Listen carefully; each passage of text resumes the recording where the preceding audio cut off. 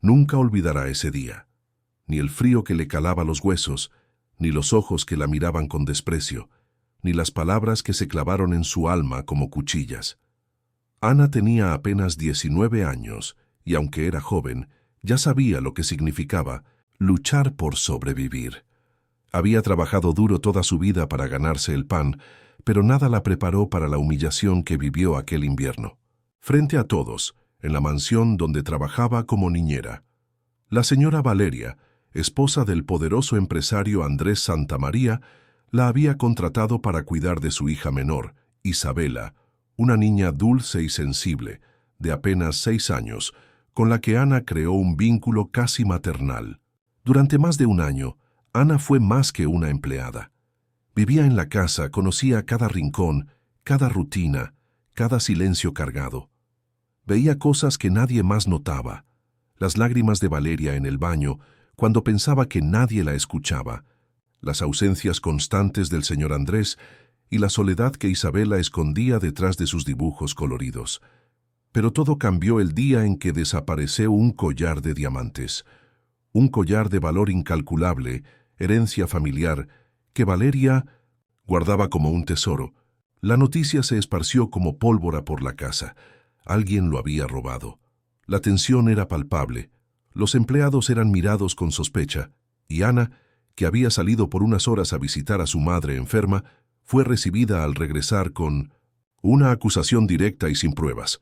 «Tú fuiste la única que no estaba», gritó Valeria temblando de ira.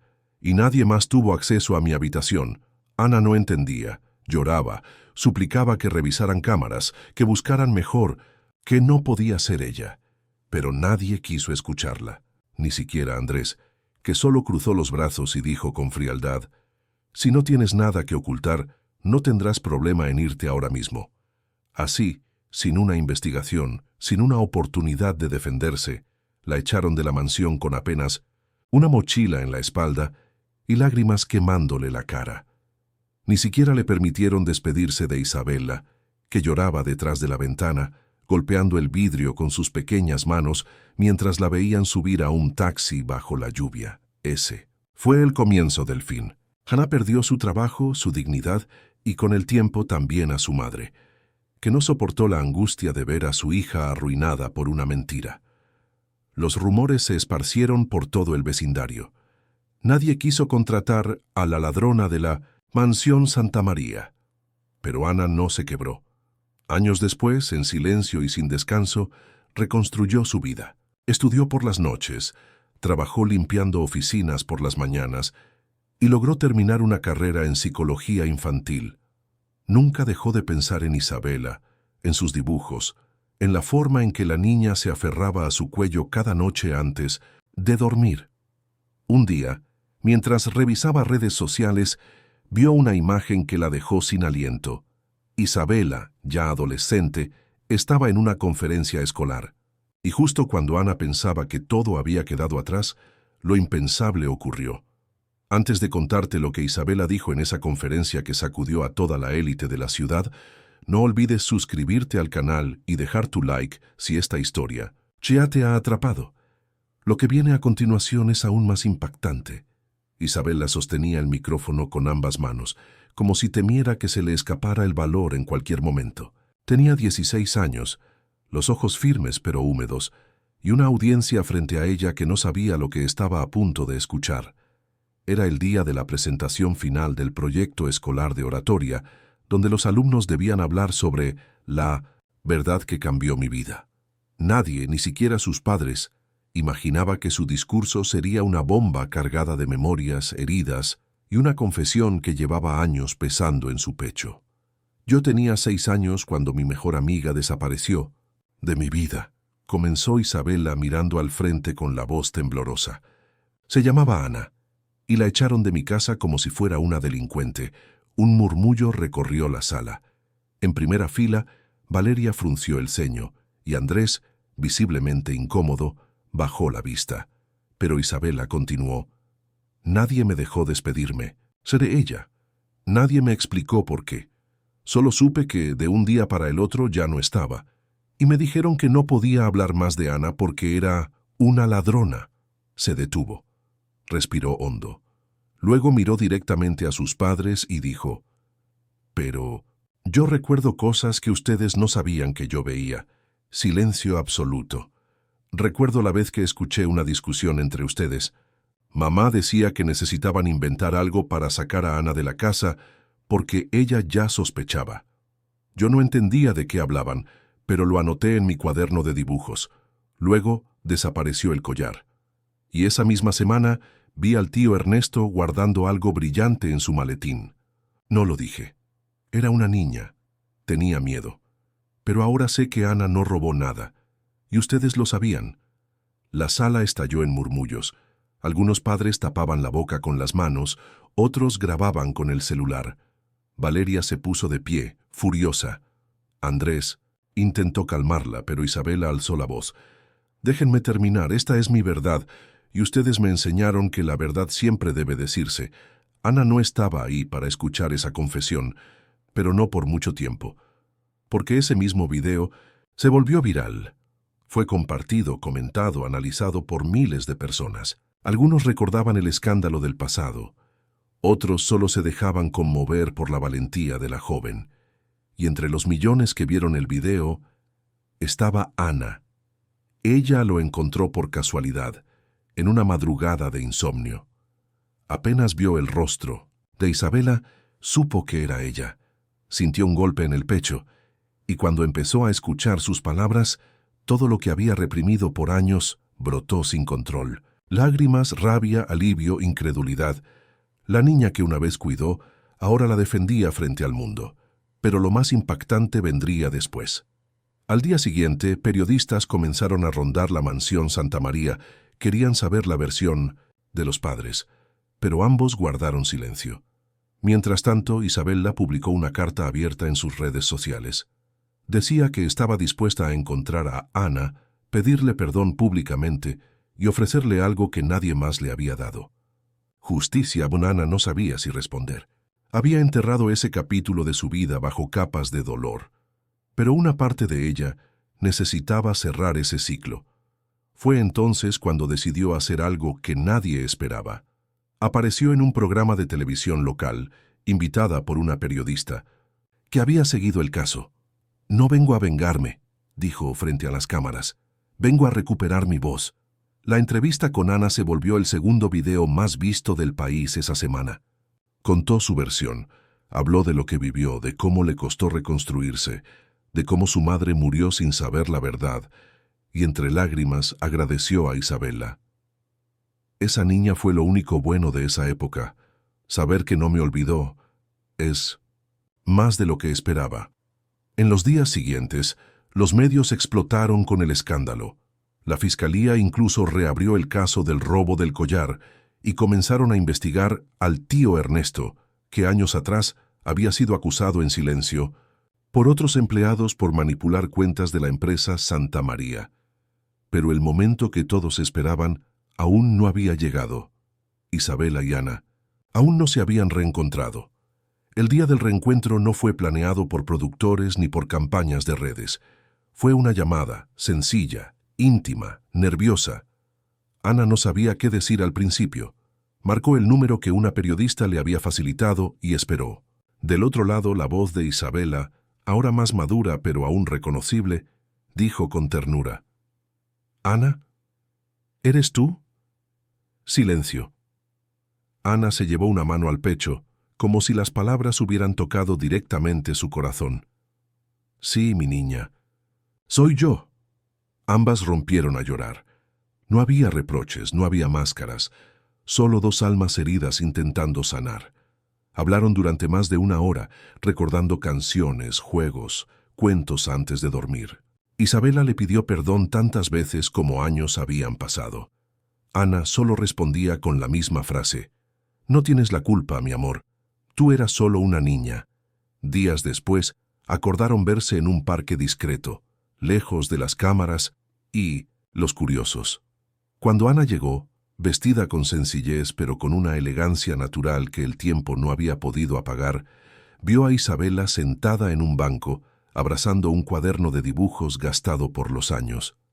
Ambas se miraron, como si no pudieran creer que aquello estaba ocurriendo realmente. Y entonces, sin decir nada, corrieron una hacia la otra y se abrazaron con fuerza, con un llanto contenido por años, con una ternura que solo puede surgir de una herida compartida. Isabela sacó el cuaderno y lo abrió. «Este es el dibujo que hice el día que te fuiste», dijo, mostrando una niña pequeña llorando frente a una casa gigante. «Escribí tu nombre 100 veces en las páginas. No quería olvidarte». Ana acarició el papel con los dedos y sintió una mezcla de dolor y ternura imposible de describir. Por primera vez en muchos años, se permitió sonreír sin miedo. Pero mientras ellas curaban su historia, la tormenta recién comenzaba para la familia Santamaría. Las redes sociales exigían respuestas. Las autoridades reabrieron formalmente la investigación del collar. El tío Ernesto, que había huido del país años atrás, fue localizado en Panamá. Su nombre comenzó a figurar en las listas rojas de Interpol, tras descubrirse que estaba vinculado a una red de lavado de dinero usando joyas robadas. Y aunque los Santamaría intentaron limpiar su imagen con comunicados fríos y declaraciones vacías, la opinión pública ya los había condenado. Valeria desapareció del ojo público. Andrés renunció a su puesto como CEO y se refugió en una finca familiar, sin dar explicaciones. Mientras tanto, Isabela decidió dar un paso más. Organizó un evento abierto en la fundación donde colaboraba, dedicada a la protección de derechos de niños y adolescentes. Invitó a Ana a contar su historia públicamente, no como víctima, sino como ejemplo de fortaleza. La sala estaba llena: cámaras, periodistas, estudiantes, trabajadores sociales.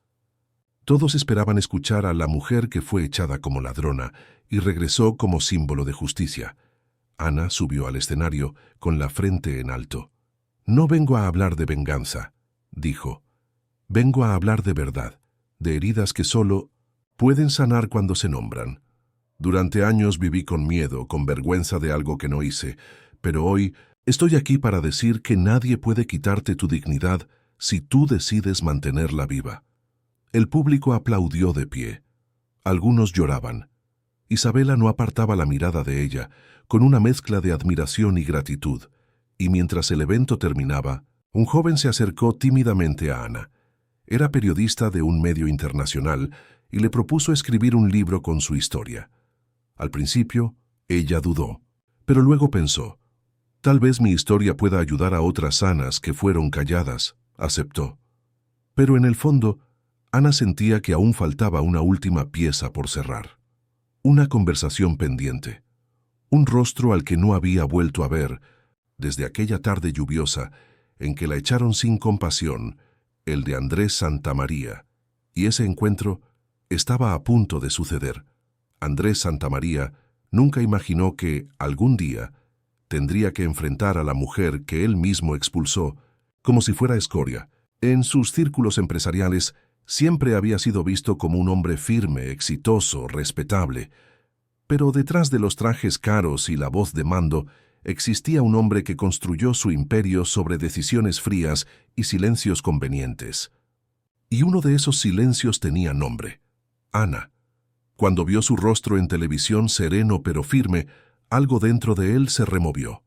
No era culpa exactamente, era incomodidad. Sabía en el fondo que aquello no se había manejado correctamente, que no había pruebas, que expulsarla sin darle la oportunidad de explicarse fue una forma de evitar conflictos con su esposa y proteger la imagen de la familia. Pero ahora, la verdad lo había alcanzado. Isabela fue quien organizó el encuentro, sin cámaras, sin público. Solo los tres. Ana aceptó con dignidad, no con ánimo de venganza, sino de cerrar el ciclo de una vez por todas. Se encontraron en la misma mansión donde todo había ocurrido, pero esta vez Ana no cruzó la entrada como empleada, sino como una mujer libre, fuerte e imbatible. Al pasar por el gran portón de hierro forjado, su corazón latía con fuerza, mas sus pasos eran firmes. En la sala principal, Andrés aguardaba de pie, con las manos entrelazadas, visiblemente envejecido, el rostro marcado por los años y quizás por el peso de las decisiones que alguna vez consideró estratégicas. «Ana», dijo con voz grave. Gracias por venir. No vengo a agradecerte nada, respondió ella sin dureza, pero con una claridad que cortaba el aire. Solo vine a escucharte y a hablar. Isabela permanecía cerca como testigo. No era su papel intervenir. Era hora de que dos adultos resolvieran lo que una vez destrozó la vida de una joven inocente. Andrés respiró hondo. No tengo excusas. Fue un error. Un acto de cobardía. Mi esposa estaba fuera de control, y yo solo quería mantener la paz, pero debí haberme detenido. Debí haber investigado. Fui débil. Ana lo miró en silencio. No era lo que esperaba, pero tampoco era suficiente. No fuiste débil, Andrés. Fuiste cómplice. Sabías que yo no tenía motivos, que cuidaba a tu hija como si fuera mía, y aún así me trataste como basura. No estoy aquí por tus palabras. Estoy aquí para decirte cara a cara que sobreviví sin tu perdón, pero que tú vas a vivir con tu culpa. El empresario bajó la cabeza. Nunca había sido enfrentado con tanta verdad, y menos por alguien que una vez consideró irrelevante. No intentó justificar más nada. Solo murmuró: ¿hay algo que pueda hacer para reparar, aunque sea una parte? Ana pensó por un momento. Devuélveme el futuro que me quitaron, no para mí, sino para otras como yo. Dona a la Fundación de Isabella. Hazlo en nombre de todas las mujeres a las que les cerraron la puerta sin escuchar su voz. Ese será tu acto de redención, no tu perdón. Porque el perdón, eso no se compra. Andrés asintió en silencio. Lo entendió. Minutos después, Ana se despidió de Isabela con un abrazo largo. El sol comenzaba a bajar, y los rayos dorados atravesaban los ventanales de la mansión, como si hasta la luz quisiera dar testimonio de ese momento. Afuera, Ana respiró profundamente. El aire ya no dolía como antes. Mientras tanto, los medios no tardaron en enterarse del encuentro.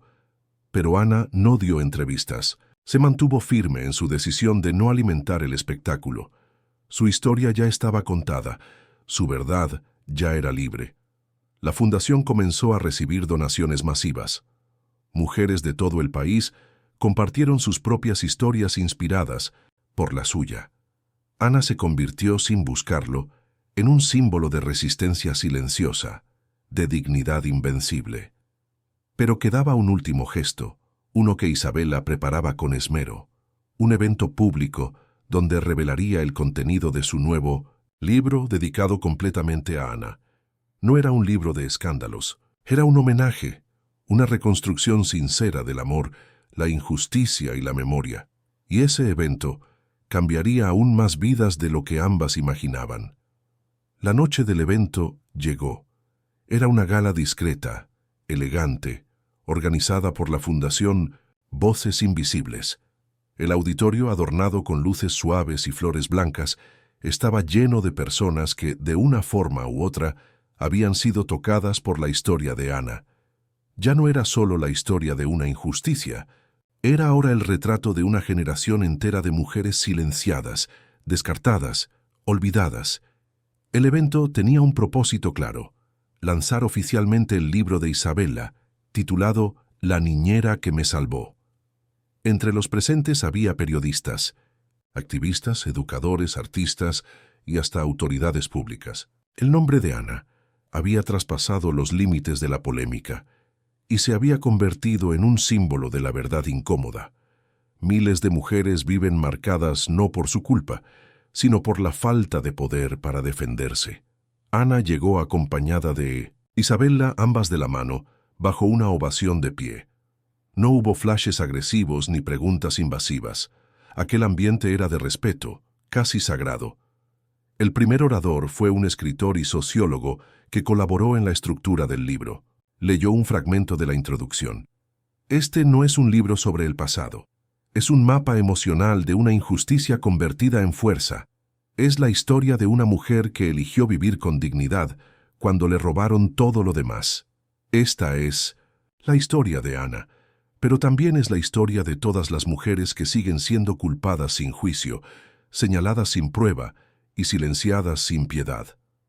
El público permaneció en absoluto silencio. Ana, sentada en primera fila, Tenía los ojos humedecidos, pero el rostro erguido.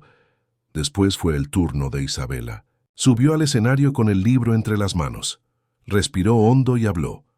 Durante muchos años me dijeron que lo que recordaba no podía ser cierto, que era imaginación, confusión de una niña.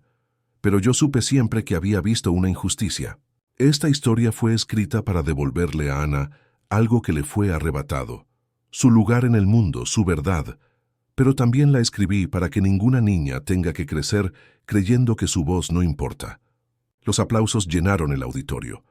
Isabela entonces miró a Ana y dijo: «Ana, este libro no es mío, es tuyo. Es tu nombre el que se alza en cada página. Gracias por no rendirte, por no desaparecer, por seguir viva, aunque el mundo te dio la espalda». Ana se levantó, caminó lentamente hasta el escenario y abrazó a Isabela. Aquel abrazo fue largo, profundo, conmovedor. Las personas aplaudían de pie, algunas lloraban. No era un espectáculo, era una reparación pública. Tras el evento, muchas mujeres se acercaron a Ana para agradecerle. Algunas compartieron sus propias historias: abusos laborales, falsas acusaciones, discriminaciones ocultas. Todas veían en Ana una prueba viviente de que es posible sobrevivir y florecer. Pero una sorpresa aún aguardaba. En la última parte de la ceremonia, la organización de la fundación anunció la creación de una beca con el nombre de Ana Morales, destinada a mujeres injustamente despedidas, calumniadas o expuestas públicamente sin pruebas. El fondo inicial, una donación anónima equivalente a $100,000. El público murmuró con asombro. Isabela reveló: «La donación vino de alguien que decidió, finalmente, hacer lo correcto. Mi padre». Andrés Santamaría no asistió al evento, pero envió una carta que fue leída por un representante. En ella admitía sus errores, reconocía la dignidad de Ana y afirmaba que aquel fondo era solo un gesto mínimo ante el dolor causado. Ana escuchó todo con serenidad. No sonrió, pero sus ojos estaban en paz. Al final de la noche, mientras los invitados se marchaban y los últimos ejemplares eran firmados, Ana quedó sola un instante, observando el escenario vacío. Fue allí, en ese silencio final, que comprendió. Su historia ya no era solo suya, pertenecía ahora a cada mujer que había sido invisible, acusada, descartada, y que, de alguna manera, encontraba fuerzas para continuar. Pero quedaba una última revelación.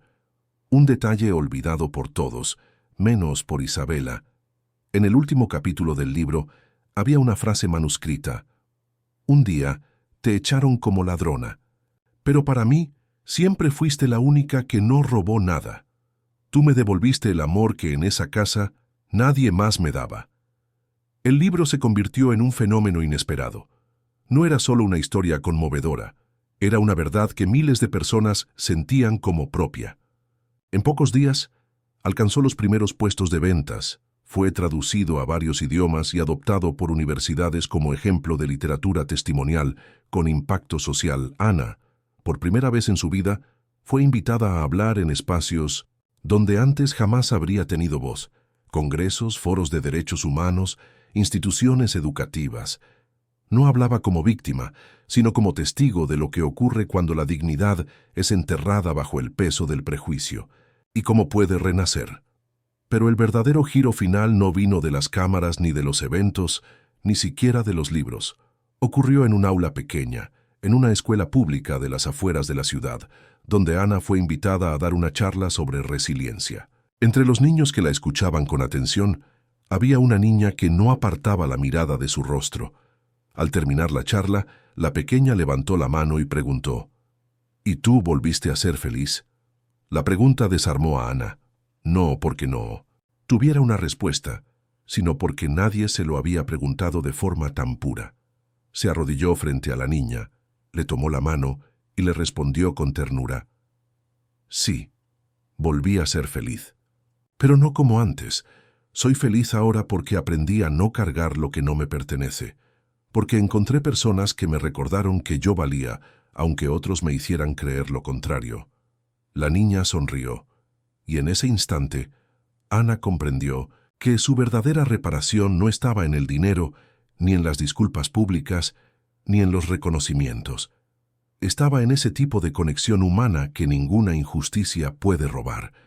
Meses después, Ana decidió abrir un pequeño centro de apoyo para mujeres. No era un lugar grande, ni lujoso, pero allí, cada semana, mujeres de diferentes edades se reunían para compartir sus historias, reconstruirse y apoyar a otras. No necesitaban gritar para ser escuchadas, no necesitaban pruebas para validar su dolor. Solo necesitaban un espacio donde ser vistas. Isabela continuó vinculada a la fundación. Se convirtió en defensora activa de los derechos infantiles y adolescentes, usando su voz para lo que siempre creyó justo. Con el tiempo, escribió más libros, pero ninguno como el primero. El vínculo entre ella y Ana se mantuvo como una familia elegida, inquebrantable. El apellido Santamaría, antes símbolo de poder, fue quedando atrás. Andrés se retiró definitivamente de la vida pública. Valeria, al parecer, se trasladó al extranjero. Nunca más intentaron contactarlas, ni falta hacía. Un día, caminando juntas por un parque, Isabela le preguntó a Ana: «Si pudieras volver atrás, ¿cambiarías algo?». Ana la miró con serenidad, apretó su mano y respondió: «Tal vez no, porque si no me hubieran echado como ladrona, nunca habría descubierto de qué estaba hecha, nunca habría entendido lo fuerte que soy, nunca habría encontrado mi voz. Y tú, nunca habrías contado la verdad». Se abrazaron en silencio. El viento soplaba con suavidad, como si también quisiera ser parte de ese cierre. Nada en el mundo podía devolverle a Ana los años perdidos, pero tampoco había nada que pudiera arrebatarle lo que había ganado, porque la verdad, una vez dicha, no vuelve a encadenarse. Y mientras el sol comenzaba a esconderse tras los árboles, Ana cerró los ojos y por fin respiró sin peso. Si esta historia te conmovió, no olvides suscribirte al canal, dejar tu like y comentar qué parte te impactó más. Tu apoyo nos ayuda a seguir contando historias que merecen ser escuchadas.